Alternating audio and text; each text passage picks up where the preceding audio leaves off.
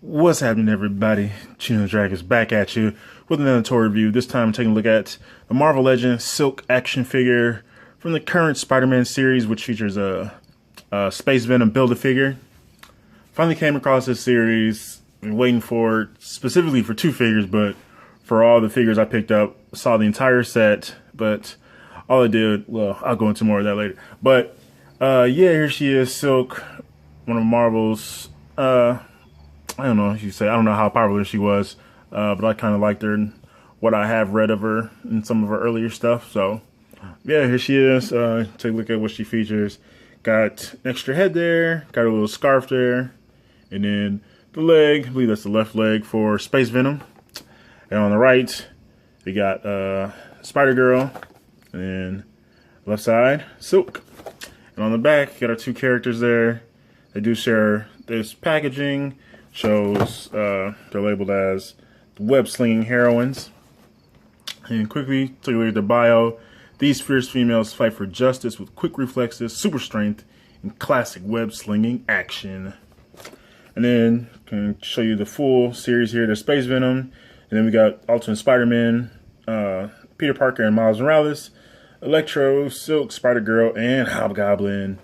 So main figures I wanted from this wave were Hobgoblin, Electro. Actually love those, especially Hobgoblin. And then just Hobgoblin, Electro, two of my favorite Spider-Man villains, two of my favorite Marvel villains. And Miles, because Miles is a fantastic character. Silk is cool. I skipped Peter Parker because I already got, I prefer regular Spider-Man, not the Ultimate Spider-Man, at least for the figures. And then Spider-Girl, I have no connection with the character, but I don't know, it's time. As these kind of days go by, I've been looking at her figure, so I might pick it up. Who knows? She doesn't look too bad. But yeah, so here she is, Silk. Now let's crack her open. And here's Miss Lady Silk, fresh out of the package, looking good, looking clean. I really like her costume design, black and gray. But for the figure, obviously that doesn't mean there's going to be too much with in terms of complexity. It's all painted. Then the gloves aren't nothing really sculpted there. But yeah, I mean, it looks good. Kind of check her out there. Her pretty face in there. I really like the head sculpt because the hair looks good and it's not too big where it's gonna bother articulation too much. But I'll go into that, and then it's kind of got that little curl hanging off there. And the face mask is sculpted, so that's the scarf there is cool. You can check your eyes out. But yeah, like I said, I like her costume design. Nothing too complex, so it's all painted black and gray. And then kind of checking out the chest. Got the S in the middle there with the red webbing, and then it kind of fades into black as it goes down. Not too many issues with paint. Just on the edges there, as you kind of get into like her ribs, it kind of fades off. And then there's a little spot on her kind of like right side there. But other than that, looks pretty clean. Kind of shake it out from the back. Get a whole lot because of the hair. But yeah, she looks good. And then on the bottom, on her feet, kind of gray bottoms with the stripes on the top. Looks good. Articulation, mentioned with the head, because of the hair. Usually not going to get a whole lot with head tilt. And then a lot of the women characters, they usually don't put in much of a head tilt, but I guess that's usually because most of the characters have longer hair. But you kind of see their kind of rotation there.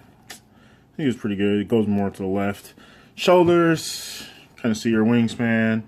Single jointed elbows. Wrists have swivel pivot, so kind of nice there. Wish you'd have came with some other hands. That would have been cool. You don't get as much with the fists. I mean, well, yeah, you can still. And then kind of that midsection rotation there. You probably can go all the way around, but I don't want to. There's no point for that. No waist articulation, which is pretty standard for a lot of the female figures because they're smaller builds. Hips, decent, just about 90, and then as it goes up, it kind of splits out. Thigh articulation, upper thigh, double jointed knees, no calf swivel, and ankle rockers because those rock. So I love those. I always say that, but I really do love those.